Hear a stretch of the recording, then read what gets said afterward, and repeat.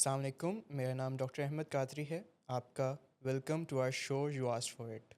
आज जिस तरह संडे एक स्पेशल हमारा फ्रॉम डॉक्टर्स इनक्लेव हर वीक ब्रॉडकास्ट किया जाता है, तो आज भी आपकी खिदमत में हाजिर हैं। हमारा show daily on Willing Ways Facebook and YouTube पे ब्रॉडकास्ट किया जाता है from 7 PM to 9 PM on Mondays and Wednesdays Islamabad centre से, on Tuesdays and Saturdays a Lahore centre से, and on Thursdays and Fridays from Karachi, Clifton and Karachi Nazimabad से broadcast किया जाता है।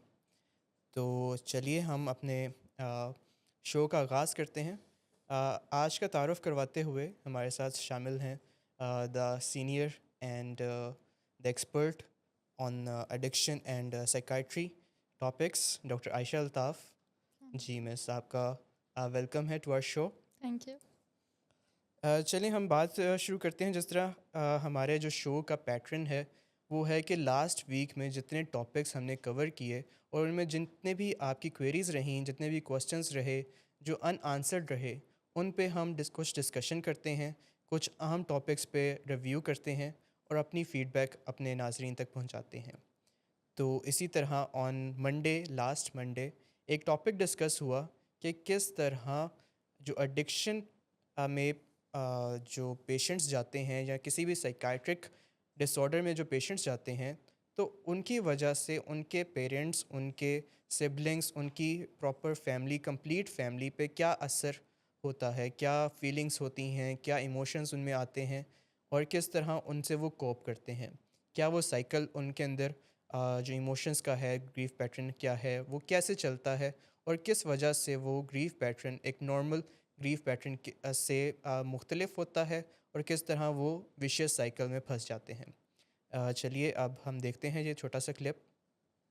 डिपेंडेंस का लफ्ज बहुत ही अच्छा लफ्ज है। डिपेंडेंस, किसी के ऊपर इन्हिसार करना।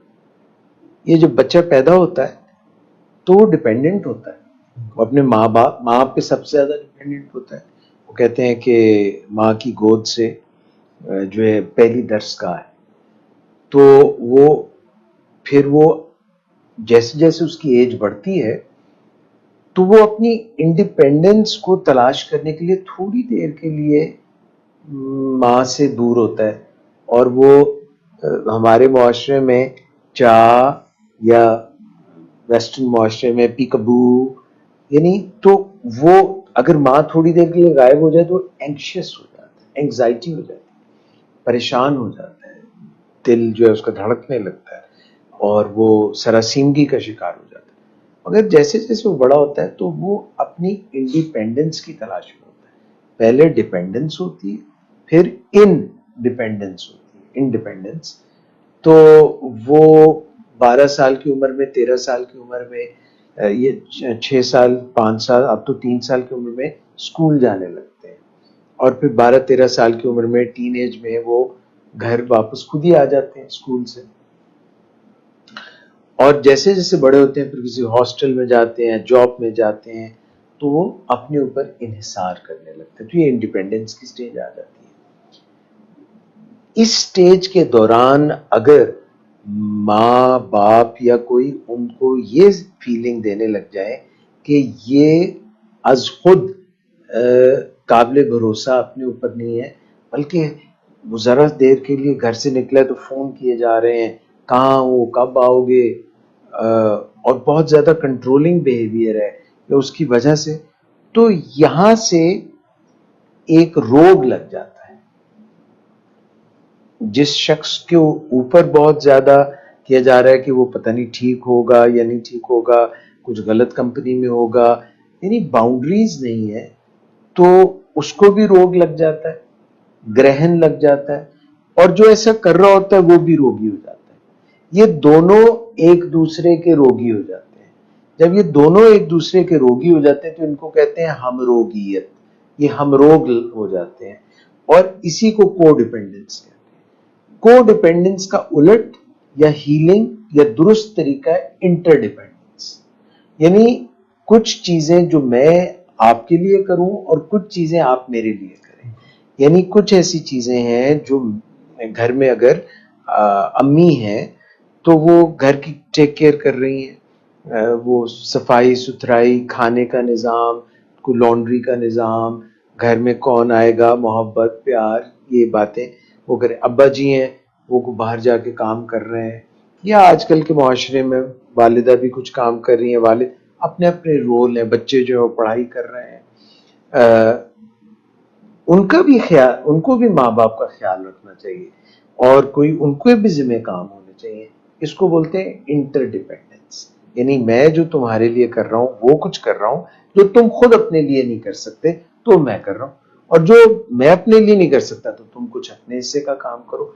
ये बहुत ही फंक्शनल फैमिलीज है। जब कोई अपने अपने हिस्से का काम नहीं करता और एक शख्स बिल्कुल मौजें कर रहा है, मस्तियां कर रहा है, रातों को जाग रहा है, रातों को बाहर रह रहा है, दोस्तों के साथ जा रहा है, और कोई जो है सुबह जो भी उसके काम का आ जाए उधर जा नहीं रहा, तो ये हम रोग, और कोई छुपा रहा है उसको, ये हम रोग है, ये कोडिपेंडेंस है। और इंटरडिपेंडेंस ये है कि सब अपने अपने हिस्से का काम करें। तो ये जो समी बता रहे थे बहुत अच्छी बात सर बता एक रहे चीज थे। और भी है कि जो कोडिपेंडेंट पीपल होते हैं, अगर उनको कोई ये कहे कि आपका बिहेवियर जो है वो कोडिपेंडेंट है या आप कोडिपेंडेंट है, तो उसको वो अटैक समझते हैं अपने ऊपर। क्यों भला? क्योंकि वो एक खुद फरेबी में होते हैं, जी सर। वो डिनायल में होते हैं, उनको ये पता ही नहीं होता कि मुझ में ये खराबी है। देखिए, जब तक कोई चीज पर्दे में रहेगी तो गाना चलता रहेगा कि पर्दे में रहने दो, पर्दा ना उठाओ, पर्दा जो उठ गया तो भेद खुल जाएगा। तो वो जो एक उनका एक अनसेड कहे बगैर वो दोनों एक मुलव्विस होते हैं उस डिजीज को प्रोपेगेट करने में। ये कोड एडिक्शन पनप नहीं सकती अगर कोई कोडिपेंडेंस नहीं है। अगर कोडिपेंडेंस की बैसाखी और टांगे खींच ली जाए तो एडिक्शन ऊंधे मुंह गिर जाएगी। तो ये एक अनसेड उनकी आपस में गठजोड़ से चल रहा है। तो आप जो ही उसकी उंगली उसमें उंगली उठाते हैं कि वो तो एडिक्ट है जिसके ऊपर आप, और आप भी एडिक्ट हैं, मगर आप उसके एडिक्ट हैं या आप उसकी एडिक्ट हैं, आपके भी एडिक्टिव बिहेवियर से। तो वो सारा शिराजा जब बिखरने लगता है तो फिर वो कहते हैं नहीं नहीं मुझे मत कहो, सारा इसके ऊपर है। और फिर वो उसको बुरा भला कहेंगे, यानी प्रवोक, यानी इश्तियाल दिलाना, यानी लानत मुलामत, और फिर उसकी पुष्टपनाही और उसको छुपाएंगे, यानी कि मुआवनत। ये पूरा एक यानी गठजोड़ है फैमिली। इसीलिए addiction is a family disease. Very good. जी, तो हमने अभी देखा क्लिप जिसमें doctor Ejaz with his team from Islamabad explain कर रहे थे कि किस तरह एडिक्शन के अंदर मुब्तला जो पेशेंट है और उनकी फैमिली है किन किन मंजिलों से गुजरते हैं, क्या क्या इमोशंस उनमें आते हैं और किस तरह वो एक विशियस साइकिल में फंस जाते हैं। तो इसी के मुतल्लिक हम अपनी डिस्कशन को जारी रखेंगे कि हम स्टार्ट करते हैं कि ये एडिक्शन है क्या। क्या इसके पीछे कोई कह लें कि कोई फ़िज़िकल इफ़ेक्ट होती है, कोई फ़िज़िकल डिज़ीज़ है, क्या डोमेन्स ये डिस्टर्ब कर रही होती है, और इसको हम जो पेशेंट है उसकी नज़र से देखें तो किस तरह हम परसीव कर सकते हैं, और एक फ़ैमिली की नज़र से देखें तो क्या डिफरेंसेस आ जाते हैं कि एक पेशेंट जो एक डिज़ीज़ के अंदर मुब्तला होता है प्लस काफ़ी मुश्किलों से गुज़र रहा होता है, उसकी अपनी एफ़र्ट्स बेकार जा रही होती हैं और कोई उसको हल नहीं मिल रहा होता, कोई सोल्यूशन नहीं मिल रहा होता, वर्सेस फैमिली वो भी कुछ ना कुछ कर रहे होते हैं अपने एंड पे, लेकिन स्टिल उस तरह उनको हेल्प नहीं हो रही होती और वो एक इमोशनल टर्मोइल के अंदर फंसे होते हैं, एक विशियस साइकिल के अंदर फंसे होते हैं। तो ये क्या, कौन सा साइकिल, ये क्या किस तरह बन जाता है? थैंक यू डॉक्टर अहमद, आपने एक ही सवाल में काफ़ी ज़्यादा डिफरेंट एस्पेक्ट्स को कवर कर लिया। तो I would start with the disease concept of addiction. Basically कि एडिक्शन जो है इसको किन सादा ज़ुबान में किन 4-5 लफ्ज़ों में एक्सप्लेन किया जा सकता है। तो बेसिकली एडिक्शन का डिजीज़ कॉन्सेप्ट ये है कि it is a primary progressive chronic and potentially fatal disease. अब बात यह है कि एडिक्शन जो है वो या तो डायरेक्टली स्टार्ट हो सकती है with the use of drug leading to ultimate dependence and tolerance to that specific chemical, जिसकी वजह से कोई भी जो पेशेंट है वो एडिक्शन में मुब्तला हो जाता है, या फिर मूड मजाज की ख़राबी की वजह से। अब हमारे सेटअप में जिस तरह पेशेंट्स आते हैं तो उसमें majority of the patients who are involve in active addiction they have a dual diagnosis कि बेसिकली बैकग्राउंड में बाइपोलर डिसऑर्डर है जिसके मेनिया या डिप्रेशन के फेज़ में अपने मूड को ठीक करने के लिए या फिर मेनिया में एक एडवेंचर और फन सीकिंग बिहेवियर जो होता है उसकी उसको वजह से कंटिन्यू रखने के लिए। उसको कंटिन्यू रखने के लिए एग्जैक्टली ठीक है उसकी वजह से बेसिकली वो ड्रग यूज़ जो है वो उसको लेके आते हैं। और अब ये सारे जो एडिक्टिव ड्रग्स हैं ठीक है इनमें पोटेंशियल है एडिक्शन का, यानी कि जब ये एक दफ़ा इस्तेमाल होते हैं ठीक है तो ये बेसिकली क्या करते हैं हमारे डोपामिन लेवल्स को हाई करते हैं ठीक है। अब हमारा ब्रेन इस तरह से काम करता है कि वो जो एक हाई इसको जब मिल जाता है तो वो उसको रजिस्टर कर लेता है ठीक है। इट्स नॉट दैट के वो उस रजिस्ट्रेशन के लिए हमें 2 या 3 या उससे थोड़ा ज़्यादा दफ़ा ड्रग करना पड़ेगा। वो पहली दफ़ा का भी जब एक हमारे अंदर इन्फ्लक्स है उस केमिकल का तो हमारा ब्रेन जो है वो उसको याद रखेगा कि ये चीज़ मैंने की थी, ये केमिकल मैंने यूज़ किया था जिसकी वजह से मुझे सर्टेन लेवल ऑफ इलेशन या हैप्पीनेस फील हुई थी। अब क्या होगा कि जब दोबारा पेशेंट जो है वो उसी फेज़ में जाएगा जिस तरह या डिप्रेशन में या मेनिया के वो उसमें फ़न सीकिंग बिहेवियर की वजह से ठीक है तो ब्रेन जो है वो उसको दोबारा से याद करवाएगा कि हमें वो वाला हाई चाहिए दोबारा, तो let's do that drug again ठीक है। तो इसकी वजह से फिर आहिस्ता आहिस्ता डिपेंडेंस डेवलप हो जाएगी ऑन दैट ड्रग ठीक है। अब जब डिपेंडेंस डेवलप होना शुरू होगी तो जो हमारा ब्रेन है एक एडिक्टेड पेशेंट का उसके लिए that certain level of high जो कि एक नॉन एडिक्टेड पर्सन के लिए एक्चुअली में हाई है, एक एडिक्टेड ब्रेन के लिए वो हाई जो है वो नॉर्मल बन जाएगा ठीक है। उससे न्यू अगर नॉर्मल जिसे एग्जैक्टली कहते उसके हैं। लिए वो न्यू नॉर्मल हो जाएगा। अब मज़ीद हाई को लेने के लिए बिकॉज ब्रेन को पता है कि जब भी मैं हाई होता हूँ तो आई फील गुड और यहाँ पर I feel out of that depression ठीक है। तो यानी कि वो जो स्टार्ट में हाई था वो उसका न्यू नॉर्मल बन गया और उससे ज़्यादा के लिए फिर वो ड्रग की क्वांटिटी को ज़्यादा करता जाएगा ठीक है। इस तरह से ही टॉलरेंस डेवलप होती है। तो एडिक्शन की जब हम बेसिकली बात करते हैं तो इसमें 2 मेन चीज़ें कि एडिक्शन आपकी डिपेंडेंस भी है ऑन एनी केमिकल और फिर आपकी टॉलरेंस भी है जिसकी वजह से आपका ड्रग यूज़ जो है वो विद पैसेज ऑफ टाइम ज़्यादा हो रहा है। अब जिस तरह आपने बात की कि पेशेंट की विल का इसमें क्या रोल है या पेशेंट जो है वो हाली विल की बेस पे इसको क्यों नहीं छोड़ सकता ठीक है। तो कोई भी काम को बिल्कुल परफेक्ट तरीके से और उसके फाइनल डेस्टिनेशन तक पहुंचने के लिए हमें 2 चीज़ें चाहिए होती हैं ठीक है in any task of our life ठीक है, एक विल एंड एक स्किल ठीक है। यानी कि एक आपके अंदर से एक आवाज़ भी उठनी चाहिए कि हाँ मैंने ये काम करना है ठीक है, और उस काम को कैसे करना है उसके क्या डूज हैं क्या डोंट्स हैं that comes under the category of skill ठीक है। अब बात यह है कि बहुत से जो पेशेंट्स हैं चूँकि वो बहुत लंबा अरसा एक सब्सटेंस डिपेंडेंस और ड्रग अब्यूज़ में रहते हैं ठीक है, तो क्राइसिस वो भी फील करते हैं, पेन में वो भी होते हैं। बजाते खुद एक एक्सटर्नल चीज़ पे डिपेंडेंस जो है वही आपको एक बहुत डिसेबल फील करवाती है कि उस स्पेसिफिक चीज़ के बगैर जो है वो अपनी अपनी ज़िंदगी में अच्छा महसूस नहीं कर पा रहे। और financial crisis, mental and physical health crisis, फिर आपकी फैमिली के साथ आपके कॉन्फ्लिक्ट्स। तो पेशेंट्स जब हमारे पास आते हैं तो वो रिपोर्ट करते हैं कि उन्होंने मल्टीपल टाइम्स ट्राई किया अपनी विल की बेस पे ड्रग यूज़ को क्विट करना, लेकिन बात फिर यही है कि इसके लिए विल के अलावा स्किल भी चाहिए। कुछ डूज हैं, कुछ डोंट्स हैं, कुछ पाबंदियां हैं और कुछ असूल हैं जो इंसान ने या उस पेशेंट ने अपनी ज़िंदगी में अप्लाई करने हैं। और फिर एक स्टेज के बाद मेडिकेशंस का रोल भी इम्पोर्टेंट हो जाता है ठीक है। तो चूंकि वो सारी एक स्किल और एक गाइडलाइन नहीं होती पेशेंट के पास, वो गाइडेंस नहीं है, इसकी वजह से पेशेंट्स जो हैं वो ड्रग क्विट नहीं कर पाते। अब इसमें हम लोग फैमिली की बात कर लेते हैं कि फैमिली के क्या इमोशंस हैं जब उनका कोई लव्ड वन जो है वो एडिक्शन में मुब्तला हो गया है ठीक है। तो it basically starts with denial कि सबसे पहले तो फैमिली जो है वो ये मानने से इनकार कर देती है कि हमारा प्यारा जो है वो नशई हो चुका है या एक सब्सटेंस पे डिपेंडेंट हो गया है नाउ टू फील गुड, या इतना होने के लिए, इतनी एनर्जी अपने अंदर लेके आने के लिए कि वो कोई भी काम कर सके, लाइक हमसे इंटरेक्ट कर सके, सोशल गैदरिंग्स में जा सके ठीक है, वो that level of normal mood जो है उसको मेंटेन रख सके ठीक है।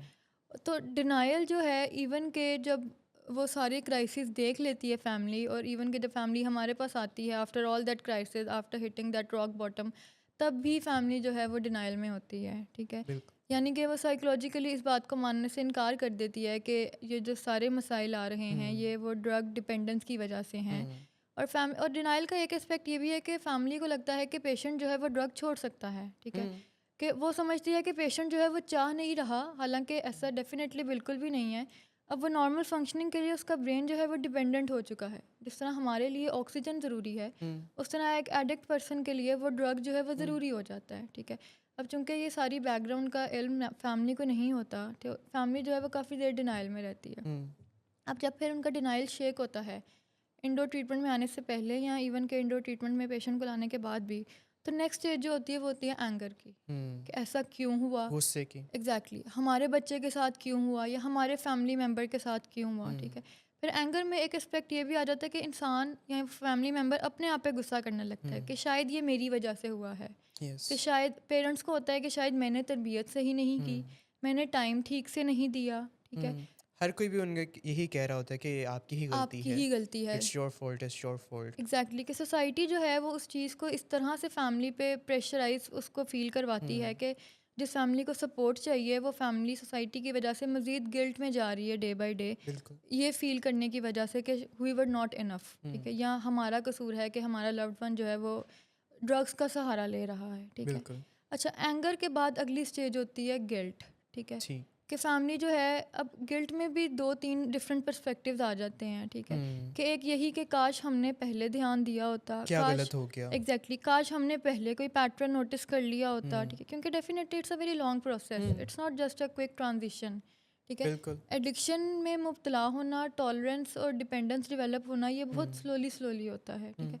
और फिर जो पेशेंट के एडिक्टिव पैटर्न्स हैं, पेशेंट के जो रवैये हैं जो चेंज हो रहे होते हैं with the continued use of drug, तो ये फैमिली के सामने ही होते हैं, लेकिन चूंकि फैमिली देखना नहीं चाहती या देख नहीं पा रही होती, ठीक है, तो फैमिली इग्नोर करती है कि हमारा लव्ड वन है। अब जब एक पेशेंट जो है वो ड्रग यूज़ स्टार्ट करना शुरू करेगा, ड्रग एब्यूज़ को, तो जब उसका जो है वो एंगर जो है वो बहुत ज़्यादा हो जाएगी तो फैमिली उसको इग्नोर कर देगी कि चलो कोई बात नहीं, ठीक है।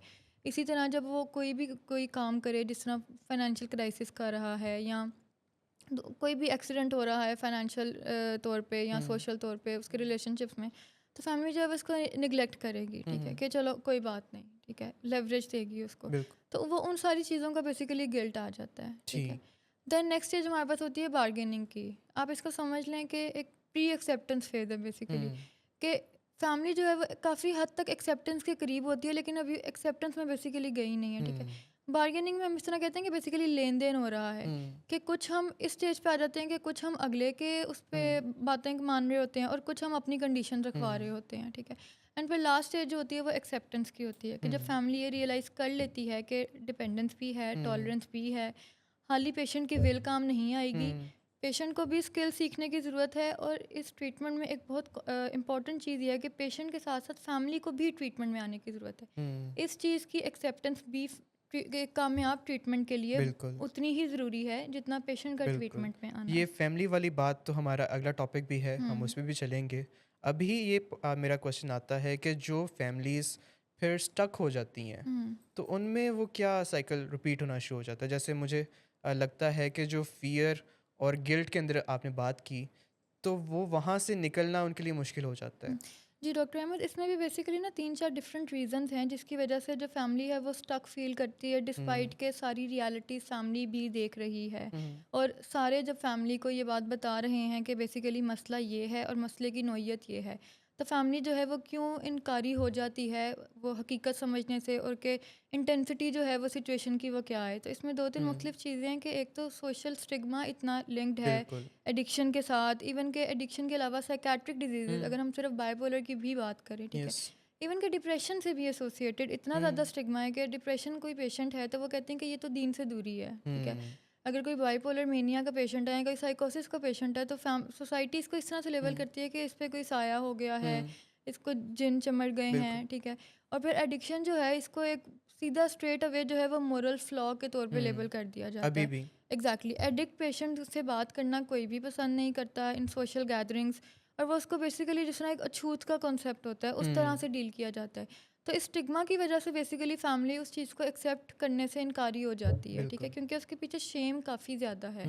और शेम बेसिकली क्यों आ रही है? Because of lack of awareness in our society, ठीक है। तो शेम और स्टिग्मा जो है वो बहुत दो मेन बड़ी वजूहत हैं जिसकी वजह से फैमिली को इतनी मुश्किल आती है ये चीज़ एक्सेप्ट करने में कि it's not a moral flaw या it's not a character defect, बल्कि it's a basically primary disease that needs treatment, that needs medicines and that needs lifestyle modification.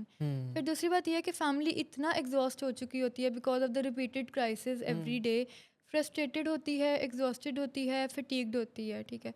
फिर वो अपने लव्ड वन को लेके इतनी कंसर्न्ड होती है कि वो उस रियलिटी को एक्सेप्ट नहीं करना चाह रही होती, क्योंकि उस रियलिटी को एक्सेप्ट करने के बाद उनको पेन फील होगी, जब उनको रिस्पॉन्सिबिलिटी लेनी पड़ेगी कि they are also a part of treatment, और जब वो अपने लव्ड वन को देखेंगे कि he is a disease person basically, तो उस डिजीज़ का वो कन्फ्रंटेशन जो है वो पेन लेके आती है, ठीक है। तो उस पेन से खुद को बचाने के लिए फैमिली जो है वो डिनाइल का सहारा लेती है बेसिकली। ज़रूरी नहीं है कि वो कॉन्शियसली कर रहे हों। एग्जैक्टली मोस्टली जो डिनाइल है वो एक हमारा सबकॉन्शियस डिफेंस मैकेनिज्म है जो एग्जैक्टली अपने आप एक्टिवेट हो जाता है। हमें बिल्कुल अंदाज़ा भी नहीं होता कि हम डिनाइल के अंदर जा रहे हैं जब तक अगला बंदा हमें बताता नहीं है कि इफ़ेक्ट्स क्या हैं, क्या असल में रीज़न क्या है, क्या सोल्यूशन क्या है, असल में करना क्या है।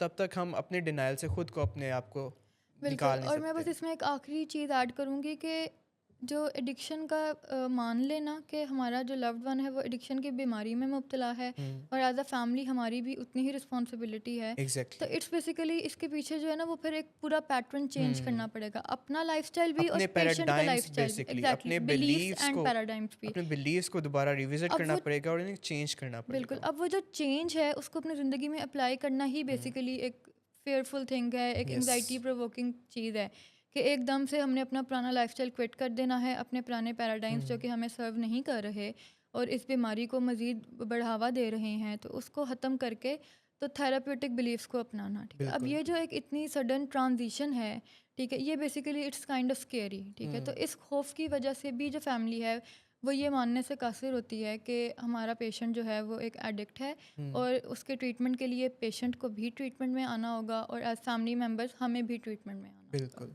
इसमें मैं आपने बहुत खूब एक्सप्लेन किया है। मैं इसमें ये ऐड कर दूं कि जो आपने बताया कि गिल्ट है, फियर है और शेम में पेशेंट्स की फैमिलीज़ भी चली जाती हैं, पेशेंट खुद भी चला जाता है काफ़ी बिल्कुल बार। एग्जैक्टली तो विशियस साइकिल जहाँ से स्टार्ट होता है और काफ़ी बार होता है कि पेशेंट की फैमिलीज़ उन क्राइसिस को निपटते निपटते इतनी एग्जॉस्ट हो जाती हैं कि उनकी फ़िज़िकली ही एग्जैक्टली एग्जॉशन ज़्यादा हो जाती है कि उनका उनसे रहा नहीं जाता कि अब करें क्या, और वो होपलेसनेस के पाथवे पे चलना शुरू हो जाती हैं और बहुत मुश्किल होती है। तो वहाँ पे कोई आउटसाइड फोर्स से ही उनको मदद डेफिनेटली मिलती है। कोई उनके इर्द गिर्द में कोई हो सकता है कि उनके अपने सिबलिंग्स, अपने एक्सटेंडेड फैमिली मेम्बर्स उन्हें बताएं कि किस तरह जो आपका न्यू नॉर्मल आपको लग रहा है कि नॉर्मल है, वो हकीकत में कितना एबनॉर्मल है। जी तो इसीलिए हम अपना शो करते हैं डेली बेसिस पे for you guys, for our audience, और अपनी अवेयरनेस को बढ़ाने के लिए रोज़ाना आपकी खिदमत में हाजिर होते हैं। तो अभी छोटा सा ब्रेक लेंगे, मज़ीद डिस्कशन आफ्टर द ब्रेक। जी, welcome back to our show, you asked for it. हम ब्रेक से जाने से पहले कुछ डिस्कस कर रहे थे कि किस तरह एडिक्शन की वजह से ना सिर्फ पेशेंट बल्कि उनकी फैमिली मेम्बर्स भी अफेक्ट हो रहे होते हैं। इसी डिस्कशन को आगे लेके बढ़ते हैं कि जो फैमिली मेम्बर्स हैं उनमें जो छोटे बच्चे हैं जो इस वक्त उस एज पे नहीं है कि वो अंडरस्टैंड कर सकें कि उनके साथ क्या हो रहा है, उनके इर्द गिर्द में क्या हो रहा है।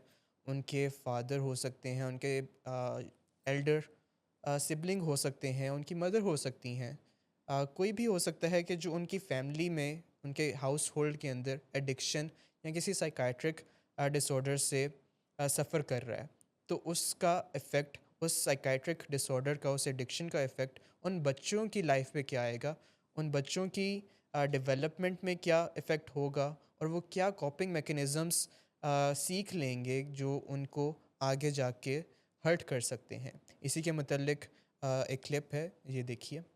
डॉक्टर सारा, हम देखते हैं कि जब भी किसी फैमिली के अंदर इस तरह का होता है कि कोई उनका फ़र्द जो है वो नशे की बीमारी में मुब्तला है, तो पहला इफेक्ट उन पे आमतौर पर जज्बाती लेवल पे आता है और उसके नतीजे में कुछ रद्द अमल जनरेट होते हैं, कुछ रिएक्शन जनरेट होते हैं। तो किस किस किस्म के रिएक्शंस या बिहेवियर्स हम देखते हैं शुरू में? बिल्कुल, थैंक यू डॉक्टर फारूक। अभी तक की डिस्कशन से ये तो हमने समझ लिया है कि एडिक्शन जो है वो सिर्फ पेशेंट के बिहेवियर से हमें नज़र नहीं आती, बल्कि फैमिली के भी जो बिहेवियर्स हैं वो इससे इन्फ्लुएंस होते हैं। अब यूजुअली क्या होता है, अगर कोई इंसान बीमार है तो वो चाहता है कि अगर किसी फॉर एग्जांपल पाँव में सिर्फ दर्द हो रहा है तो वो ये चाहेगा कि वो फ़ौरन अस्पताल पहुंचे और डॉक्टर से इलाज कराए। लेकिन एडिक्शन की बीमारी एक ऐसी बीमारी है जिसमें कभी भी जो मरीज़ है वो खुद अस्पताल चलकर नहीं आता, हमेशा फैमिली है जो कि पहले रिहैबिलिटेशन सर्विसेज को रीच करती है, अप्रोच करती है कि ये मसला चल रहा है और इस मसले का हल चाहिए, क्योंकि पेशेंट के अंदर एडिक्शन की बीमारी की वजह से इंसाइट नहीं होती। लेकिन अगर ये देखा जाए कि फैमिली जब अप्रोच करती है किसी रिहैबिलिटेशन सेंटर को तो वो फौरन नहीं करती। अगर कोई चोर को चोरी करते देखता है तो पहला रिस्पॉन्स ये होता है कि मैं पुलिस को इन्फॉर्म करूं।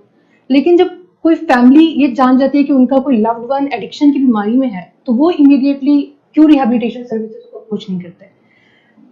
उसके पीछे उनकी जो इमोशंस अटैच होते हैं, उनमें पहला जो इमोशन आता है वो होता है डिनाइल। वो इस चीज को एक्सेप्ट नहीं कर पाते। वो कहते हैं कि नहीं, मेरा लव्ड वन कैसे इस चीज में पड़ सकता है, कैसे उसको ये बीमारी हो सकती है, ये सिर्फ एक आदत है या टीनेजर है, एक्सपेरिमेंटेशन की एज है, वो ट्राई करना चाहता है कि नए नए एक्सपीरियंसेस चाहता है कि क्या होता है किस चीज से। वो इमीडिएटली एक्सेप्ट क्यों नहीं करते कि नहीं एडिक्शन हो गई है, अब इसको फौरन इलाज करना चाहिए। क्योंकि हमारे ब्रेन के कुछ नेचुरल डिफेंस मैकेनिज्म है जो हमें शॉक से या खौफ से, इन चीज़ों से बचाना चाहता है। तो उसके नतीजे में जो रिस्पॉन्स इलिसिट होता है फिर वो डिनायल की फॉर्म में होता है कि फैमिली जो कि एडिक्शन की बीमारी में मुब्तला है, यानी एडिक्शन एक इंसान को तो नहीं होती है, पूरी फैमिली इसमें मुब्तला होती है, तो वो फैमिली पहले जाती है डिनायल में कि वो इस चीज़ को एक्सेप्ट नहीं कर पाते। अब इसका नेगेटिव कंसिक्वेंस क्या होता है कि जो फैमिली हमारे पास जैसे इंक्वायरीज में आती हैं उनमें से कोई फैमिली है, मैंने जो देखी है कि अर्लीस्ट किसी फैमिली ने अप्रोच किया हो वो 4 साल का गैप है कि 4 साल से बेटा एडिक्शन में है, अब हम आए हैं। तो उनको 4 साल कैसे गुजर गए, 4 साल उन्होंने क्या सोचते सोचते गुजारे हैं, कि क्या उनके पीछे बिलीफ था या इमोशंस थे। तो एविडेंटली वो डिनायल था कि इनकार था इस चीज से कि हमारा लव्ड वन जो है वो एडिक्शन में है। फिर with the passage of time जब एडिक्शन की बीमारी बढ़ती जाती है, घर में और खराबियां आती हैं, तोड़ फोड़ शुरू होती है, चीजें टूटती हैं, जो एडिक्ट का कंपल्सिव बिहेवियर है वो उससे बहुत सारी ऐसी एक्शंस कराता है जिससे कि फैमिली बहुत ज़्यादा डिस्टर्ब होती है। जी, अभी डॉक्टर सायरा हमें बता रही थी कि किस तरह जो बच्चे हैं वो एक एडिक्टेड फैमिली के अंदर, एक फैमिली जिसके अंदर एडिक्शन के पेशेंट हैं, तो वो किस तरह अपनी लाइफ में डिस्टर्ब्ड फील करते हैं, क्या इमोशंस से गुज़रते हैं, क्या रिस्पॉन्सिबिलिटीज़ वो उठा लेते हैं, जिसमें रोल रिवर्सल का ज़िक्र आ जाता है। तो इसके मुतल्लिक हम डिटेल डिस्कशन करेंगे with our expert doctor Ayesha. तो मैं चाहूँगा कि डॉक्टर आयशा आप थोड़ा सा बताएं कि किस तरह एक एडिक्टेड पेशेंट जो है वो अपने सिबलिंग्स को, हो सकता है यंगर सिबलिंग्स हो सकते हैं, अपने चिल्ड्रन हो सकते हैं इवन, कि उन पे उनकी लाइफ पे किस तरह असरअंदाज कर रहे होते हैं, और उनके जो यंगर चिल्ड्रन हैं वो किस तरह क्या चीज़ें सीख लेते हैं जो अनहेल्दी होती हैं और उन्हें लेटर ऑन लाइफ में फिर उन्हें डील करना पड़ता है। जी, थैंक यू डॉक्टर अहमद। तो जिस तरह अभी हम लोगों ने पहले बात की थी कि कोई भी एडिक्ट पेशेंट या फिर कोई भी साइकेट्रिक चैलेंज से गुजरने वाला पेशेंट के फैमिली मेम्बर्स पे क्या इफ़ेक्ट होता है। तो अगर हम बात करें कि बच्चों पे क्या इफ़ेक्ट होता है, तो अगर हम एडिक्शन की ले लें बात, या बाइपोलर है, डिप्रेशन है, कोई भी मूड डिसऑर्डर, कोई भी साइकेट्रिक इलनेस है, तो उससे बेसिकली डिसफंक्शनल फैमिलीज़ जन्म लेती हैं, ठीक है। तो डिसफंक्शनल फैमिलीज़ में बच्चों पे जो इफ़ेक्ट होता है इसका, दैट इज़ वेरी एक क्रिटिकल सिचुएशन है ये एक, और उसके इफ़ेक्ट्स जो हैं वो वेरी लॉन्ग लास्टिंग होते हैं, ठीक है।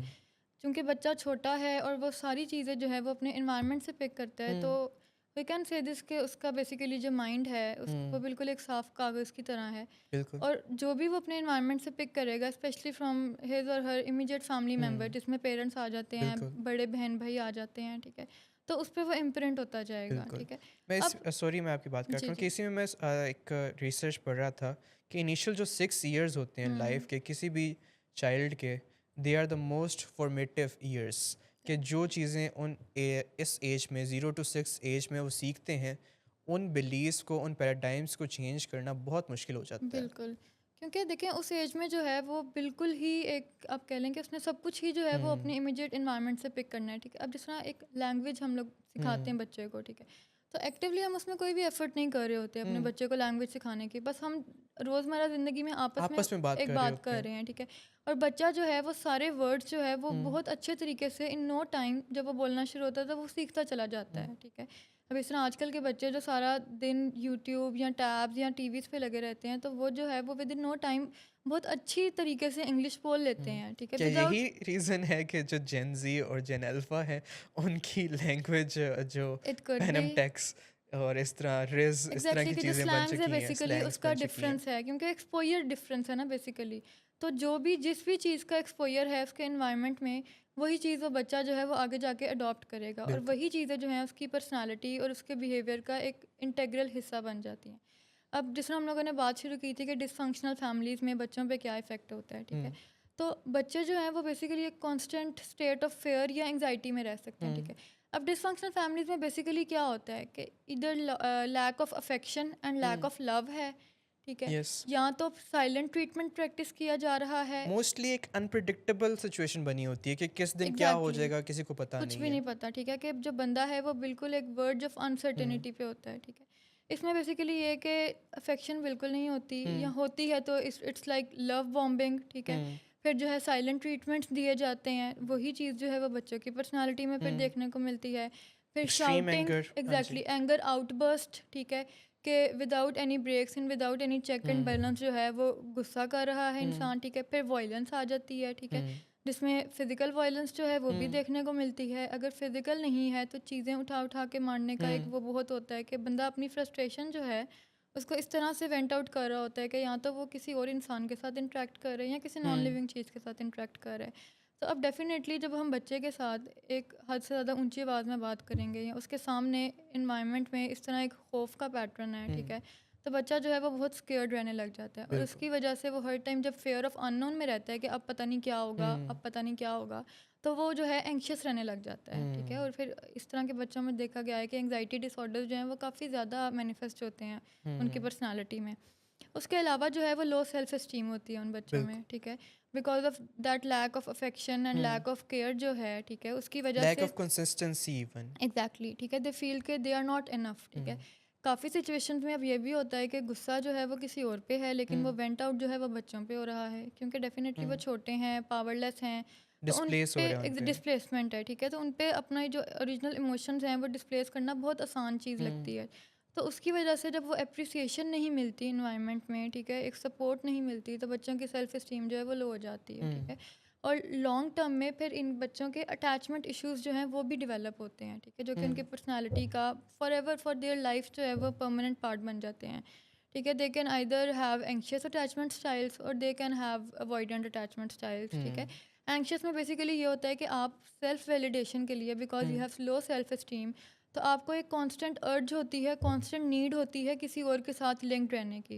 आपके साथ अगर कोई है तो यू फील कि you are enough and you are being loved. अगर आप थोड़ी देर के लिए अकेले हैं तो वो जो एक नॉर्मल स्पेस चाहिए होती है ह्यूमन को, या नॉर्मल मी टाइम चाहिए होता है, वो भी उनको बेसिकली लगता है कि दे डिड समथिंग रॉन्ग, जिसकी वजह से वो अकेले रह गए हैं। जबकि on the other hand avoidant attachment style में आता है कि just because of anxiety and just because of fair के बाद में लड़ाई ही होनी रिजेक्शन है, मिल जाएगी। एग्जैक्टली बाद में चीज़ें ख़राब ही होनी है, क्योंकि उन्होंने अपनी लाइफ में अपनी फैमिली में यही देखा है कि जितना मर्जी अच्छा टाइम थोड़ी देर के लिए फैमिली साथ स्पेंड करे तो एट द एंड जो है वो लड़ाई ही हो रही है, इख्तलाफात बढ़ रहे हैं। तो फिर बच्चा जो है वो उस चीज़ को अवॉइड करने लग जाता है, ताकि बाद में उदास ना होना पड़े, डिसअपॉइंटमेंट ना फील करनी पड़े, तो वो रिलेशनशिप्स बनाने से ही कतराते हैं, ठीक है? जिसको कहते हैं अवॉइडेंट अटैचमेंट स्टाइल, ठीक है?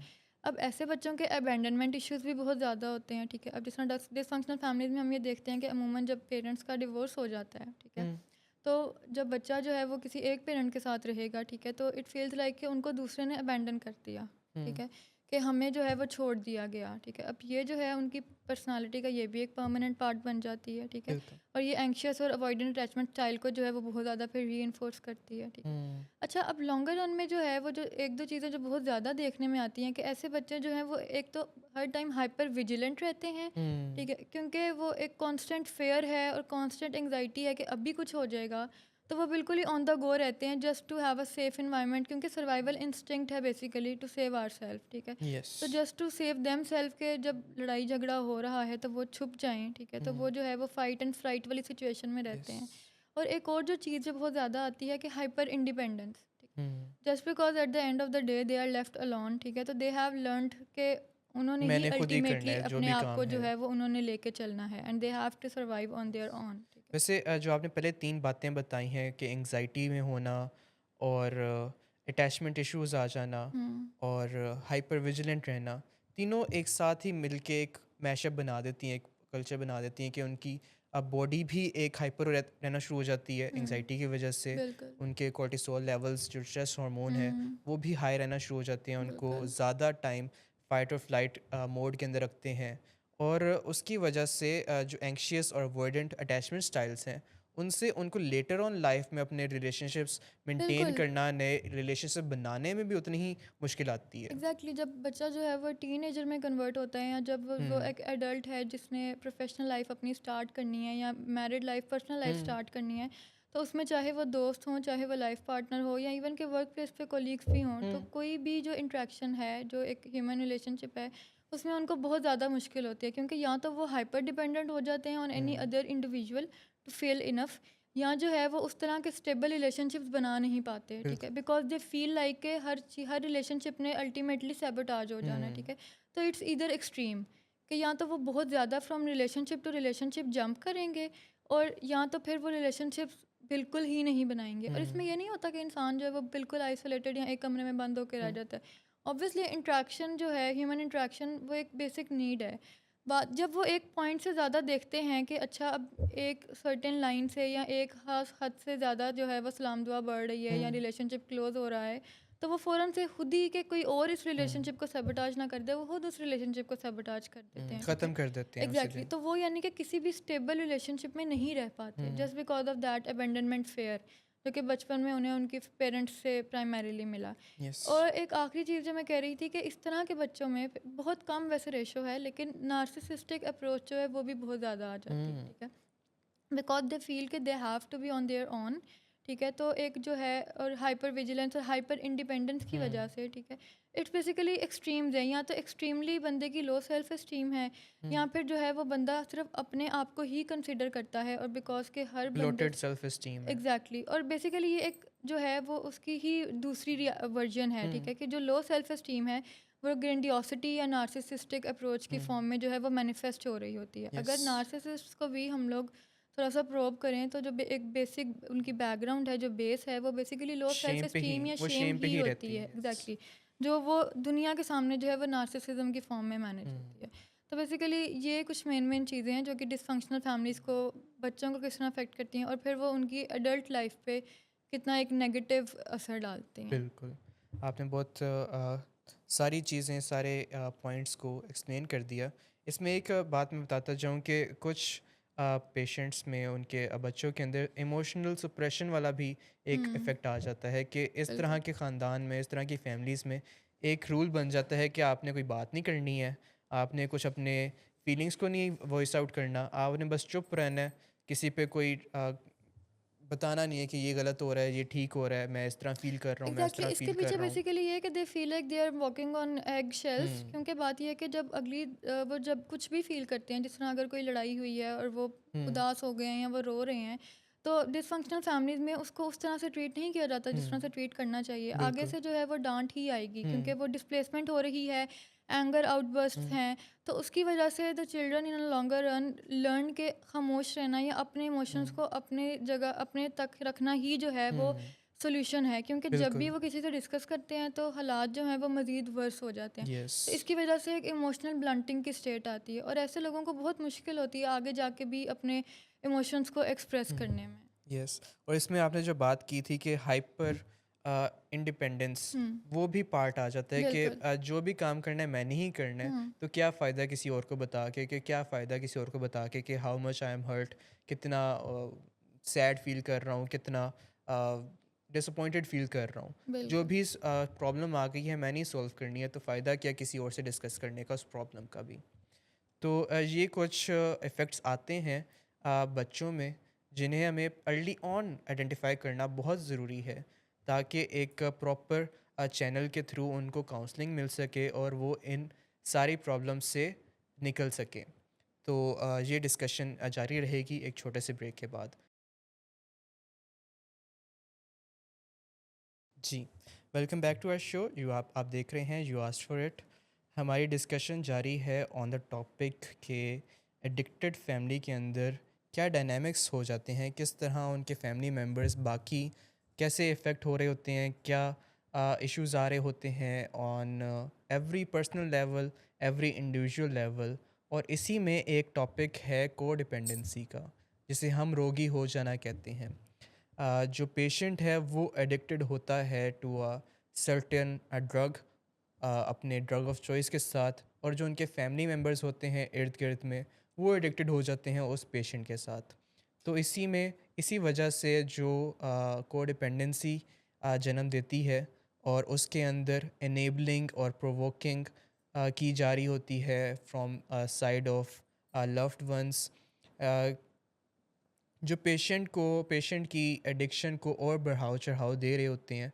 इंस्टेड ऑफ फिक्सिंग इट, वो तो अपनी तरफ से सोच रहे होते हैं, कॉमन सेंस के जो भी एडिक्टेड के लव्ड वंस हैं, वो सोच रहे होते हैं कि हम इनको प्यार दे के, एक्स्ट्रा फेवर्स दे के, इनसे वादे ले के इनको ठीक कर सकते हैं। अगर वो काम ना करे तो शायद इन्हें झिड़क के, इन्हें मार के, इन्हें बुरा भला कह के इनको सबक सिखा सकते हैं कि नशे नहीं करने। और वो इस बात को रियलाइज़ नहीं कर रहे होते कि जो एडिक्शन है एक फ़िज़िकल डिसऑर्डर है, एक बीमारी है जिसका इलाज हो सकता है, वादे नहीं लिए जा सकते। तो इसी के मुतल्लिक एक छोटा सा क्लिप है, ये देखिए। डॉक्टर साहब, जो ऐसे माहौल में बच्चे परवरिश पा रहे होते हैं, हम देखते हैं कि आमतौर पर नाजुक होते हैं, वो असरात बड़ी जल्दी लेते हैं चीज़ों के। तो ऐसे माहौल में परवरिश पाने वाले बच्चों के साथ क्या होता है, क्या इफेक्ट्स आते हैं उनके ऊपर? Thank you so much doctor Farooq. बच्चे क्योंकि अभी मेंटली मैच्योर नहीं हुए होते, उन्होंने बहुत सारी एग्जीक्यूटिव स्किल्स नहीं सीखी होती, इमोशनल रेगुलेशन का उनको अंदाज़ा नहीं होता, या कैसे चीज़ों को परसीव करके फिर कैसे एक प्रोएक्टिव अप्रोच अपनानी है, उनको अभी इन सब चीज़ों का अंदाज़ा नहीं होता। तो जब वो ऐसी एक अनसर्टेन सिचुएशन में, ऐसी डिसफंक्शनल फैमिली में होते हैं, तो उनकी अपब्रिंगिंग जो है वो बहुत इन्फ्लुएंस होती है। फर्स्टली तो एक इमोशनल इंस्टेबिलिटी उनके अंदर भी डेवलप हो जाती है, एक एंग्जाइटी उनमें भी डेवलप हो जाती है, यानी कि वो हर वक्त परेशान रहते हैं। फॉर एग्जांपल, अगर एक बच्चे के वालिद साहब जो हैं वो नशे की बीमारी में है, तो वो हर वक्त उनसे होमवर्क डिस्कस करने या स्कूल की कोई चीज़ पूछने, या वैसे भी अगर वालिद साहब के पास जाना चाहे तो उससे पहले वो घबराएगा, ये सोचेगा कहीं वालिद साहब जो है वो इस वक्त नशे में ना हो, कहीं ऐसा ना हो कि वो कुछ चीज़ तोड़ दें, या कहीं ऐसा ना हो कि वो गुस्सा कर जाए। हर वक्त एक एंग्जाइटी की सिचुएशन है। अब जो ऐसी फैमिली है उसमें फिर लड़ाइयाँ भी होती हैं। फिर जब छोटी उम्र में बच्चों का एक्सपोजर उन सब चीज़ों के सामने की तरफ होता है, यानी कि वो देखते हैं कि लड़ाइयाँ हो रही हैं, चीज़ें टूट रही हैं, गुस्सा हो रहा है, ऐसे बच्चों में पैनिक डिसऑर्डर्स जो होते हैं, यानी कि बहुत जल्दी पैनिक में चले जाते हैं, वो एंग्जाइटी बहुत ज़्यादा उनमें देखी गई है। बहुत से टीनेजर्स जो पैनिक डिसऑर्डर्स में होते हैं, उनकी अगर हिस्ट्री ट्रैक मतलब वापस बैकवर्ड देखी जाए तो उसमें एडिक्ट पेरेंट्स का बहुत रोल होता है, या डिसफंक्शनल फैमिलीज का बहुत रोल होता है। फिर इसके साथ साथ अक्सर अगर फॉर एग्जांपल एक कपल के 3 या 4 बच्चे हैं, तो एक पेरेंट एडिक्शन की वजह से एब्सेंट है और दूसरा पेरेंट उनकी कमियों को ओवर कॉम्पनसेट करने में लगा हुआ है। यानी फिर अगर हस्बैंड एडिक्शन में है तो वाइफ को जॉब करनी पड़ेगी, क्योंकि एक एडिक्ट तो कोई जॉब भी नहीं कर सकता। तो अब मदर इज नॉट देयर, तो अब उन 3-4 बच्चों में से जो बड़ा बच्चा होगा वो कोशिश करेगा कि जो एक वॉइड क्रिएट हो गया उसको फुलफिल करे, उनकी केयर करेगा, उनके होमवर्क के ऊपर नजर रखेगा, अपनी तालीम के ऊपर भी उसने खुद एक रिस्पॉन्सिबिलिटी ली होगी कि अब कोई सिबलिंग जो है वो भूखा ना सो रहा हो, उनके खाने की चीजें पूरी हो। तो जो एक यंग एज में वो एक रोल रिवर्सल की सिचुएशन से गुजरते हैं, तो फ्यूचर में भी उनके लिए बहुत मुश्किल होता है कि वो किसी और के ऊपर रिलाई कर सकें। उनके लिए बहुत मुश्किल होता है कि वो ये उम्मीद रखें कि कोई और उनकी हेल्प करेगा, यानी उनको हेल्प मांगने में फिर मुश्किलात पेश आती हैं, और उनके जो बाकी रिलेशनशिप्स आगे डेवलप होते हैं उनमें भी वो उनको डिफिकल्टीज फेस करते हैं। वो फिर जो डिसफंक्शनल फैमिलीज के बच्चे हैं उनमें बहुत शुरुआत से जो है वो शेम जो है उनमें नजर आना शुरू हो जाती है, कि उनको ये देखने को मिलता है कि वो कोशिश करते हैं कि उनके जो दोस्त हैं वो उनके घर के करीब ना आए। यानी कि स्कूल में अगर बच्चे खेलते भी हैं, हो सकता है वो सब एक दूसरे के घर जाके खेलते हो, बर्थडे पार्टीज पे जाते हो, लेकिन उन्हें एक खौफ होता है कि अगर मेरे दोस्त मेरे घर आ गए तो वो मेरे पापा को इस हालत में देख लिया, मेरी मामा को देख लिया, तो वो क्या सोचेंगे। यानी हमें ये लगता है कि जो शेम है वो एक एज में जाके डेवलप होती है, लेकिन 3 to 4 years की एज में शेम की जो इमोशंस है वो स्टार्ट होना शुरू हो जाते हैं। यानी जब बच्चा कोशिश करता है कि मैं वॉशरूम जाके टॉयलेट जाके करूं, तो उस वक्त से ये एक इमोशन जो है वो स्टार्ट हो जाता है। तो जो बच्चे हैं उनमें शेम जो है वो बहुत ज्यादा परवान चढ़ती है। फिर इससे उनकी सेल्फ वर्थ डैमेज होती है, उन्हें लगता है कि वो किसी चीज के वर्थ ही नहीं है, क्योंकि दे समहाउ बिलीव, क्योंकि मैंने जैसे पहले बताया था कि बच्चों के लिए ये डिफरेंशिएट करना मुश्किल है कि क्या चीजें जो हैं वो उनके एक्शंस का कंसिक्वेंस है और कुछ चीजों में उनका ऐसा कोई रोल नहीं है। तो उनको ये लगता है कि अगर मेरा बिहेवियर अच्छा होता है या मेरी कोई परफॉर्मेंस अच्छी होती है तो शायद बाबा एडिक्ट ना होते। तो एक तो सेल्फ वर्थ कॉम्प्रोमाइज होती है, दूसरा वो अपने दोस्तों से थोड़ा आइसोलेट होकर रहना चाहते हैं, वो ही नहीं चाहते कि उनकी दोस्तियां जो है वो बहुत ज्यादा बढ़ जाएं, और घरों में आना जाना शुरू हो जाए, क्योंकि वो छुपा के रखना चाहते हैं कि जो डिसफंक्शनैलिटी उनकी फैमिली में एग्जिस्ट कर रही है वो इतनी सीवियर है। फिर इमोशनल रेगुलेशन की बहुत मसाइल आते हैं, क्योंकि इन बच्चों ने एग्जीक्यूटिव स्किल्स अभी नहीं सीखे होते, उनको इमोशनल रेगुलेशन की समझ नहीं होती, किस चीज़ पे कितना रिस्पॉन्स देना उसकी समझ नहीं होती। तो इमोशनल ये कह रहे कि हाइपर सेंसिटिविटी होती है, जिस चीज़ के ऊपर मिनिमल रिस्पॉन्स बनता है उस पर वो बहुत ज़्यादा रिस्पॉन्स देना शुरू कर जाते हैं। इनके बिहेवियर में एग्रेशन बहुत ज़्यादा होता है, आउटबर्स्ट होते हैं एग्रेशन के, sometime they are very depressed या लो बहुत फील कर रहे होते हैं एज कम्पेयर टू जो एज अप्रोप्रिएट बिहेवियर है। फिर इन बच्चों को भी जो फ्रस्ट्रेशन और एंगर ये सारा कुछ घर में जिन चीज़ों के ऊपर गुस्सा है, अब वो घर में नहीं निकाल पा रहे हैं, बिकॉज उनको पता है कि उनके parents already due to addiction violent है, दूसरा पेरेंट इतना सफर कर रहा है, तो वो जब बाहर जाते हैं, दोस्तों में जाते हैं, क्लास में जाते हैं, तो दे एक्ट आउट। तो ऐसे बच्चे कभी कभार बुली भी बन जाते हैं, यानी कि स्कूल में जो बच्चे एज अ बुली कर रहे होते हैं, कि क्लास में एक बुली होता है जो बच्चों को तंग कर रहा होता है, तो वो ये समझ रहा होता है कि समटाइम्स उन बच्चों का ये बिहेवियर जो है ये एक्टिंग आउट की फॉर्म में due to some other trauma जो वो ऐसी जगह से एक्सपीरियंस कर रहे हैं जिसको वो ओवरली मतलब कन्फ्रंट नहीं कर सकते, उसका रिस्पॉन्स होता है। फिर एकेडमिक प्रॉब्लम्स होती हैं, क्योंकि पेरेंट्स का की नज़र नहीं है अब एजुकेशन के ऊपर, सारी फैमिली का फोकस अब एडिक्शन की तरफ है, तो बच्चों की जो एजुकेशन है वो बहुत कॉम्प्रोमाइज़ होती है। अगर बच्चा फुल एडिक्शन में है तो फिर तो और भी ज़्यादा कॉम्प्रोमाइज़ होती है।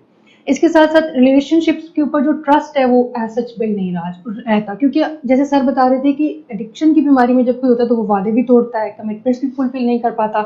तो अगर बच्चों के पेरेंट्स उनसे प्रॉमिस करते हैं कि इस एनुअल रिजल्ट पे या फिर इस बार पीटीएम पे हम आएंगे, और वो पेरेंट्स नहीं आते हैं, तो उनका जो ट्रस्ट है वो पेरेंट्स में ब्रेक होना शुरू हो जाता है। इसकी एक एग्जांपल ये कि हमारे पेशेंट इंडोर रह के गए 100 दिन के ट्रीटमेंट के लिए आए थे, और उनकी जो इंटरवेंशन लेटर में उनके सबसे छोटे बेटे ने लिखा था, तो पूछा था, बाबा why you don't come on our PTM, यानी मेरे फ्रेंड्स पूछते हैं आपके बाबा कहाँ हैं। तो अक्सर ऐसा होता है कि बच्चे बहुत छोटी एज से इन चीज़ों को, कमिटमेंट्स पूरी नहीं हो रही, प्रोमिस टूट रहे हैं या एक वॉइड बन रहा है उनकी लाइफ में, तो उनको आगे जाके जब वो रिलेशनशिप में जाते हैं तो उनको ये खौफ रहता है कि वो फिर से अबंडन ना कर दे उनको, यानी उनकी जो रोमांटिक अगर कोई रिलेशनशिप बिल्ड होना है तो फियर ऑफ अबंडनमेंट की वजह से उसमें वो आगे नहीं बढ़ पाते, या उनको लगता है कि हो सकता है यहाँ से भी वादे पूरे ना हो, गिल्ट में चले जाएंगे, खौफ में रहेंगे वो कि किसी भी वक्त कोई छोड़कर जा सकता है, और किसी का क्या भरोसा, क्योंकि अपने पेरेंट्स ने जो है वो कभी फुलफिल नहीं की कमिटमेंट्स। फिर इन बच्चों में मेंटल हेल्थ डिसऑर्डर्स का भी बहुत ज़्यादा चांस होता है, क्योंकि वो क्रॉनिक एंग्जाइटी में है, क्योंकि पैसिव अग्रेसिव है, वो उनकी इतनी शेम उनके अंदर डेवलप हुई हुई है, सेल्फ वर्थ बहुत पुअर है, तो उनमें डिप्रेशन, एंग्जाइटी और पीटीएसडी जो है वो एज कम्पेयर टू बाकी बच्चों के बहुत ज़्यादा देखे गए हैं। फिर मेंटल हेल्थ डिसऑर्डर के साथ साथ जो एक और रिस्क इन बच्चों में एग्जिस्ट करता है वो ये होता है कि सब्सटेंस यूज जो है इन बच्चों में, जो कि एडिक्शन, ऐसी फैमिलीज में जो एडिक्शन की वजह से डिसफंक्शनल है, बहुत जल्दी एज में स्टार्ट हो जाता है। इसकी एग्जांपल ऐसे है कि एक बहुत ही जो फेमस सीजन है यूफोरिया, उसमें दिखाया गया है कि क्योंकि बच्चे के वालिद जो थे उनको ऐसी पेन किलर्स पे रखा गया था जो कि नशे की तरफ लेके जा सकती हैं, तो बच्चे ने, मतलब जो बेटी थी, मेन कैरेक्टर थी, उसने वहां से वो स्टार्ट करना शुरू कर दिया, यानी कि जिस घर में एडिक्शन है या ऐसी चीजें पड़ी हुई हैं जो सब्सटेंसेस यूज होती हैं, उन बच्चों के लिए एडिक्शन की बीमारी में जाना ज्यादा ईजी है, क्योंकि अवेलेबल है, बहुत एट हैंड, घर के अंदर अवेलेबल है ये चीजें। फिर इसके साथ साथ गिल्ट और जो सेल्फ ब्लेम है वो बहुत ज्यादा होता है, यानी ये वो इमोशंस हैं जो बच्चे फेस करते हैं, और अल्टीमेटली इसकी वजह से उनकी मेंटल हेल्थ भी डैमेज होती है, रिलेशनशिप भी डैमेज होते हैं, साइकोलॉजिकली वो इन्फ्लुएंस होते हैं, उनका एजुकेशन जो है वो इन्फ्लुएंस होती है, और फिर मेंटल हेल्थ डिसऑर्डर्स में भी वो जा सकते हैं। थैंक यू डॉक्टर करूँ। जी, welcome back to our show. हम अभी क्लिप देख रहे थे जिसमें डॉक्टर सायरा नाज एक्सप्लेन कर रही थी कि किस तरह कोडिपेंडेंसी डेवलप होती है, क्या उसके की फीचर्स हैं जिनमें enabling and provoking being the two main parts of codependence. तो मैं चाहूँगा कि डॉक्टर आयशा एक बार आप भी बता दें हमारी ऑडियंस को कि कोडिपेंडेंसी एक्चुअली है क्या चीज़, इसको एक्सप्लेन कैसे किया जा सकता है, जो हम रोगी हो जाना इससे अब जो मेडिकल टर्म है उसके अंदर भी इसको इनकॉर्पोरेट किया जाने लगा है विद अ डिफरेंट टर्म, लेकिन उसका मकसद सिमिलर ही होता है, और इसका प्रॉपर एक इलाज भी तजवीज़ किया जाता है, एक मैनेजमेंट तजवीज़ की जाती है जिसे टफ़ लव प्रोग्राम कहा जाता है। तो उस पर भी हम थोड़ी सी बात करेंगे, लेकिन पहले जो पहला क्वेश्चन है कि व्हाट इज़ कोडिपेंडेंस और क्या उसके अंदर पेशेंट और फैमिली इमोशंस के अंदर से कैसे गुजर रहे होते हैं, क्या उनके एक्शंस हो रहे होते हैं? जी doctor Ahmed, thank you for the question. तो कोडिपेंडेंसी जो है वो बेसिकली एक पैथोलॉजिकल रिलेशनशिप की ही फॉर्म है एक, ठीक है, जिसमें बेसिकली जिस तरह अभी हम लोग ये बात कर रहे थे कि डिसफंक्शनल फैमिलीज़ का बच्चों पे क्या इम्पैक्ट होता है, और उसमें हम लोगों ने इस चीज़ पे एंड किया था कि एंग्शियस अटैचमेंट स्टाइल जो है वो देखने में मिलता है। तो उसी बेसिकली एंग्शियस अटैचमेंट स्टाइल की अगर हम कह लें कि कोडिपेंडेंसी जो है वो एक मैनिफेस्टेशन है, तो इन दोनों को आपस में लिंक करना गलत ना होगा। कोडिपेंडेंसी जो है वो बेसिकली इस वजह से आती है चूँकि बचपन में जो इमोशनल नीड्स जो हैं वो अनमेट रह जाती हैं। जो बाउंड्रीज़ हैं उस रिलेशनशिप में दोनों तरफ से पेरेंट्स के साथ और उस बच्चे के साथ बाउंड्रीज़ जो हैं वो ब्लर्ड होती हैं, बिल्कुल। ठीक है। और बच्चे में चूँकि वो एक अबैंडनमेंट का वूंड होता है, तो उसको अवॉइड करने के लिए वो बच्चा जो है जब एंग्शियस अटैचमेंट स्टाइल में पड़ता है तो फिर वो कोडिपेंडेंसी का शिकार हो जाता है, जिस तरह आपने पहले बताया था कि इसको हम लोग रोगीपन कहते हैं, ठीक है। इसमें बेसिकली ये है कि इंसान अपनी सारी नीड्स को psychological, emotional, mental and physical को साइड पे रख के किसी और इंसान को सर्व कर रहा होता है, ठीक है। जिस तरह हम लोग जब बात करते हैं कि डिपेंडेंसी एक पैटर्न है, इंटरडिपेंडेंसी है और एक इंडिपेंडेंसी है, उसी तरह बेसिकली कोडिपेंडेंसी है।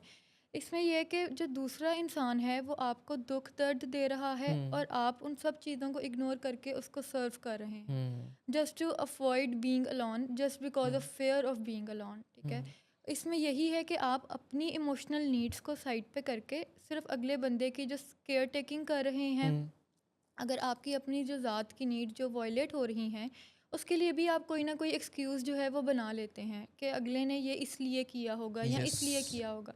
जिस तरह हम लोग टॉक्सिक रिलेशनशिप्स में भी देखते हैं कि लोग अच्छे खासे जो बाशाऊर लोग हैं, ठीक है, मेच्योर लोग हैं, पढ़े लिखे लोग हैं, वो फिर भी जो है वो टॉक्सिक रिलेशनशिप में कितने साल रहते हैं, ठीक है। बिल्कुल।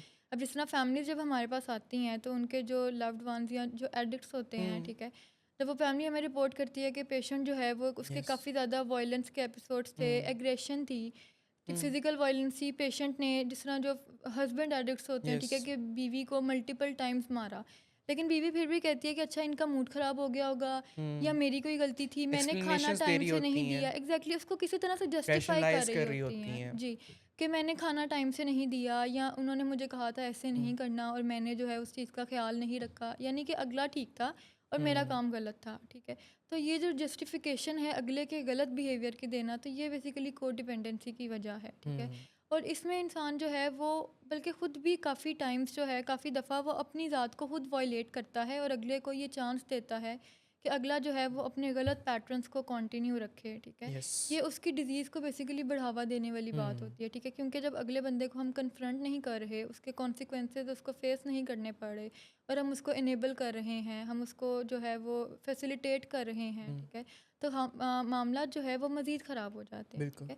और इसकी बेसिकली जो रूट कॉज है वो वही है डिसफंक्शनल फैमिलीज़, और चूँकि बंदे की अपनी इमोशनल नीड्स जो हैं वो पूरी नहीं हुई होती यस। और इंसान जो है वो लो सेल्फ इस्टीम की वजह से ये सीख बिल्कुल। लेता है कि मेरा किसी के साथ रहना ही जो है वो मेरी ज़ात को पूरा कर सकता है, बिल्कुल। ठीक है। अच्छा, इसी में मैं ऐड करना चाह रहा था कि यहीं पे ऐड हो जाए कि जो कैरेक्टरिस्टिक्स हैं ना एक को डिपेंडेंट पर्सन की, उनमें नंबर 1 पे यही आती है लो बात सेल्फ कि esteem, low self esteem. Exactly. इसके अलावा वो देखते हैं, सोचते हैं कि अगर मैं इनको सर्व करता रहूँगा तो मैं इनके साथ अटैच रहूँगा, जिस दिन मैंने इन्हें सर्व करना छोड़ दिया तो ये मुझे अबैंडन कर देंगे। एग्जैक्टली, वो भी वहीं से स्टेम कर रहा है, शेम से, लो सेल्फ इस्टीम से। बिल्कुल। एक तीसरा पॉइंट है कि उन्हें एक नीड होती है कि I have to keep the control of the other person. जब तक मैं उन्हें सर्व करता रहूँगा, चाहे वो मेरे सामने नशे कर लें तो दैट्स फाइन, क्योंकि मैं उसको प्रोवाइड कर रहा हूँ, मैं उन्हें एक ऑप्टिमल डोजेज दे बेसिकली एक दूँगा। फेक सेंस, एक मतलब false sense full of sense वो ऑफ है कंट्रोल रखना चाह रहे सुपीरियॉरिटी या होते हैं। कंट्रोल के, अच्छा कम से कम अगला बंदा हमारे साथ तो है ना।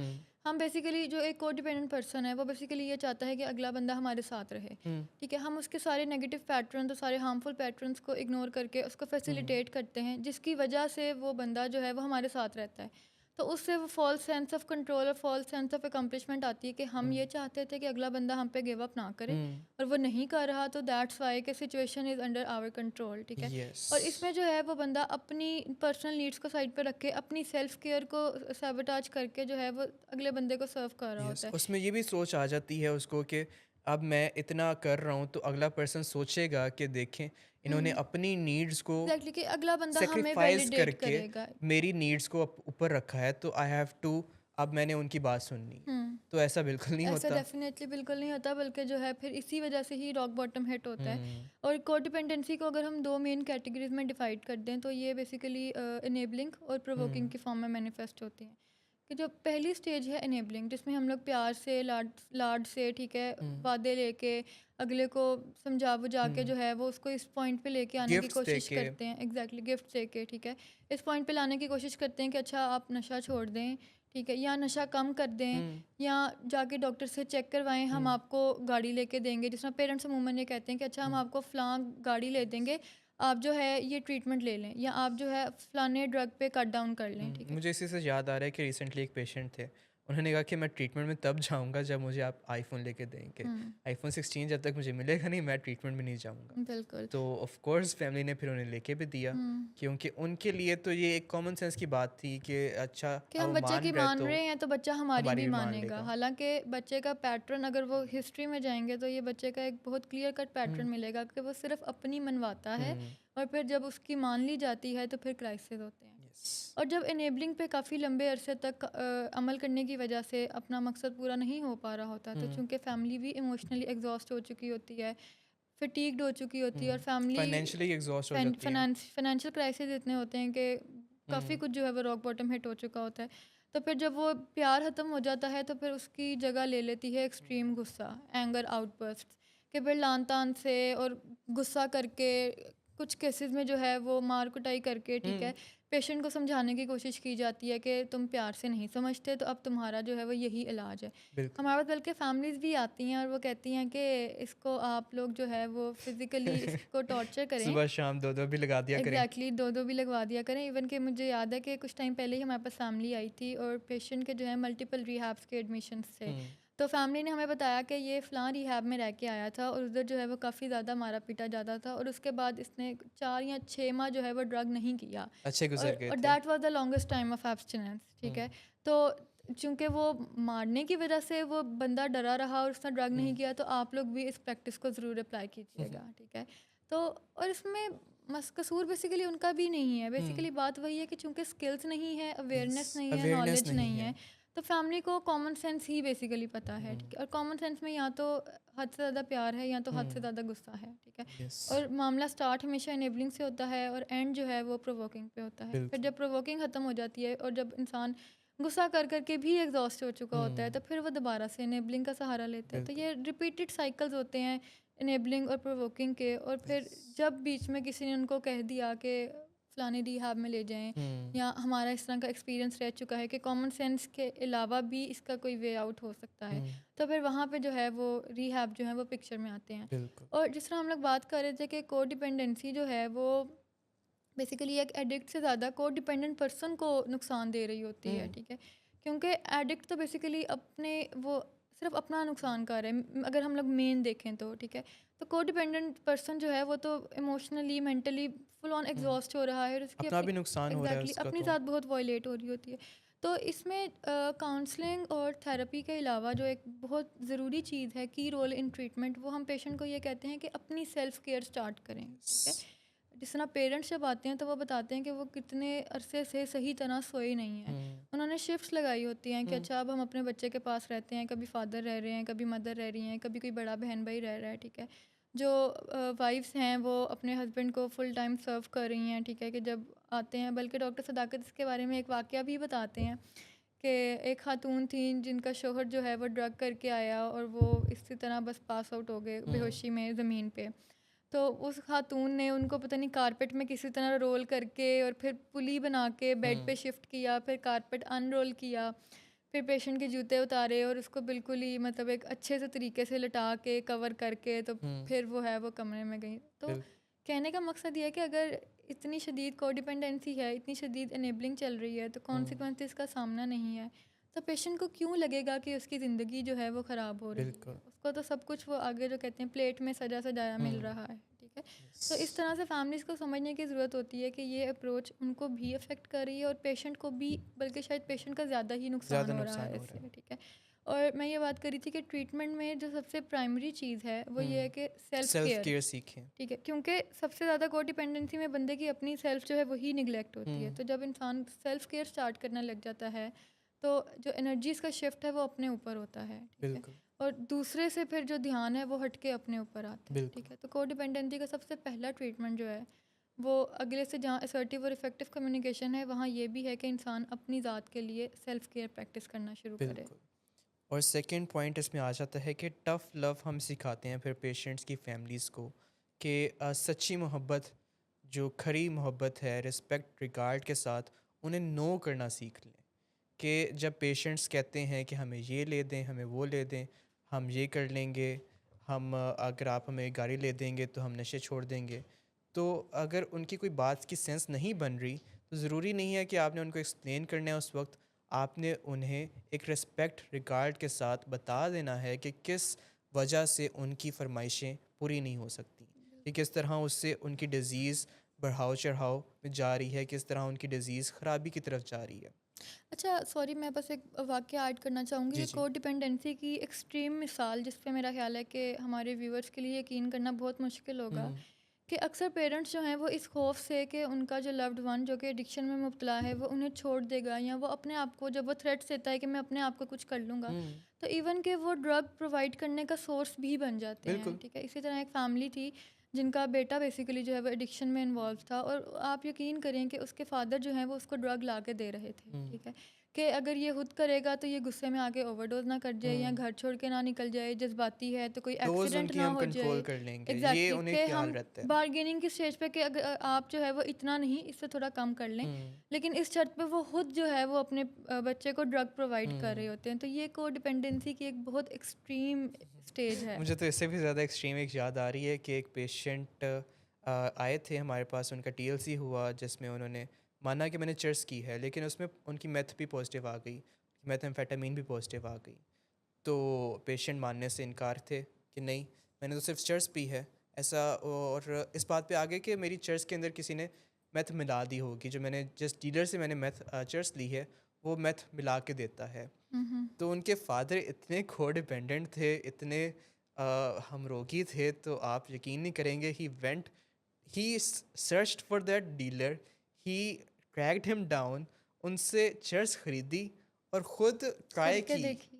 कि अब मैं तो अब इसको जानना चाहूँगा कि इसमें चर्स मेरे बेटे ने अगर ली थी सिर्फ, तो उसको मैथ कैसे मिल गई, मैथ इसके यूरिन में कैसे पॉजिटिव आ गई।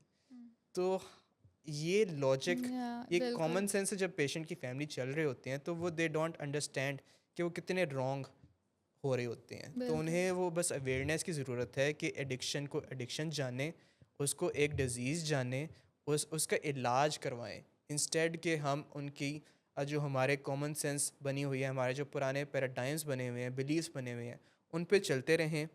और अपने पेशेंट की जो एडिक्शन है उसमें इंस्टेड की हेल्प करें उनको to get out of it, to recover it. हम उसको ज़्यादा से ज़्यादा ख़राबी की तरफ लेके चलते रहें। तो आज का शो हम इधर ही इख्तिताम करते हैं। एक आखिरी मैसेज अपने व्यूअर्स के लिए कि आप हमें हमेशा कांटेक्ट करते रहें, जहाँ पे भी आपको कोई इशू आता है, कोई मुश्किल आती है, कोई क्वेश्चन आता है, through live Facebook comments, through YouTube comments, ताकि हम आपके क्वेश्चंस को भी एंटरटेन करते रहें।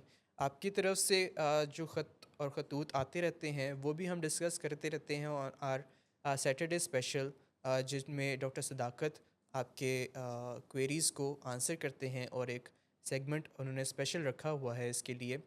तो हम चाहते हैं कि आपकी तरफ से भी इंटरेक्शन मैक्सिमम रहे, हम भी इधर अपना अवेयरनेस का प्रोग्राम जारी रखेंगे। अच्छा, तो आज के लिए इतना ही, ख्याल रखिए।